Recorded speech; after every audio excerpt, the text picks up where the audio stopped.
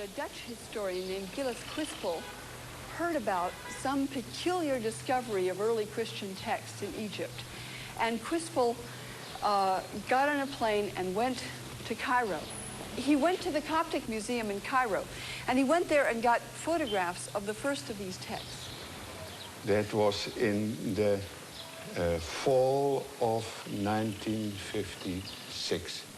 It was a luminous experience to have before you a text that you don't understand at all and bring these characters together and relate them to history. And every time there was Jesus said, Nein en Sjatje et heb en daar Jezus et owner show our afsaiso. And the first thing he read was the words, "These are the secret words which the living Jesus spoke," and his twin brother Thomas wrote them down. These are the hidden words which the living Jesus spoke, and Didymus, Judas, Thomas, wrote down. And he said, whosoever will find the meaning of these words will not see death. We here have authentic documents by the Gnostics themselves, not reports about them, as we hitherto had mainly through the church fathers who fought the movement and tried to discredit it. We have here their authentic voice.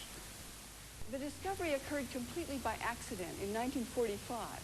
The discovery was made by an Arab peasant who lived in a small town near the town of Nag Hammadi in Upper Egypt. And his name, of course, was Muhammad Ali, in fact, Muhammad Ali al-Saman. He and about 7 other camel riders were at the foot of the cliff digging for fertilizer and lit upon this jar. Muhammad Ali says they dug it out and found it was a large earthenware jar, about 6 feet high.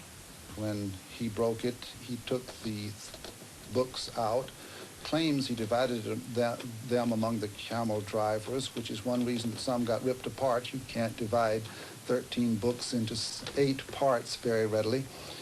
And he said he saw gold, pieces of gold floating through the air. But to his great disappointment, it turned out to be simply pieces of ancient papyrus that shattered as the jar was broken.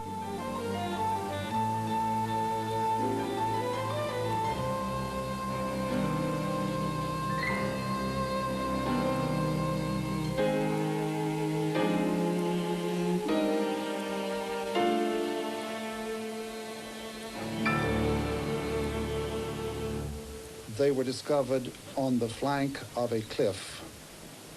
There is a very large boulder that fell off at some time and broke when it impacted. And on the east side of that boulder is where the discoverer pointed out to me he was digging for fertilizer and lit upon the jar. He came and with his mattock broke the jar and got out the book. El Saman clan, which dominates many of the villages in that part. He is a peasant. He is illiterate. He is a Muslim, worked as a camel driver for a middle-class Copt, and in his generation that was typical. The Copts were the white collar and the Muslims were the physical laborers. It's amazingly beautiful. Some of the papyrus is so light that if you were to take a leaf on your hand and lower your hand, it would float through the air down. It is so light. When he got them home, he dumped them in the patio, and his mother used some of the papyrus to heat the clay stove in the garden that they baked bread. He said no, he doesn't care at all about it. Your discovery will change the mind of millions. بقول لك ان اكتشافك هيغير تفكير الملايين.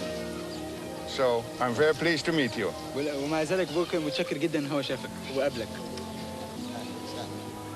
You might سلم عليه يا محمد. Salam, salam. سلام يا رجل.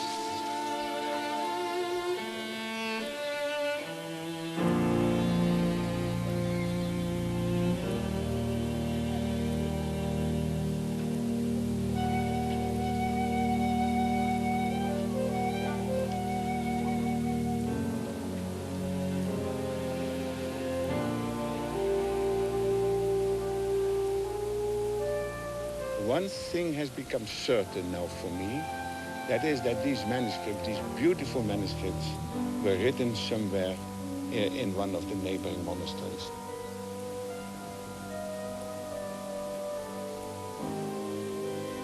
I imagine that some monks who were living there in such a monastery felt the pressure of the Bishop Athanasius. And then, at a certain moment, when it became too dangerous, they decided to hide these manuscripts. They didn't burn them, they didn't destroy them, they didn't tear them into pieces, but they simply hid them